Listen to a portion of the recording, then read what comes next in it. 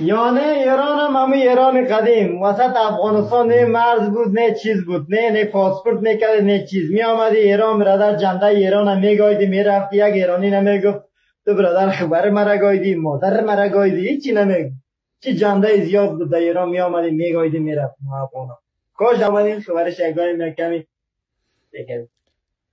لعنت به اون مادری که تو را شیر داد، لعنت به پدری که تو را بزرگ کرده. سبا دیگه سبا یک ایرانی پیدا میشه چوب در کون داخل میکنه با این حرفهایت. میفهمی؟ باز 4 تا وطندار ما پیدا میشه میگه والا سر وطندار ما ظلم کرد. بیا ببین که وطندار چی گل با آب میته. بیا حداقل این ویدیوها رو ببین که وطندار چی گل با آب داده میره. حداقل بیا انسان باشیم.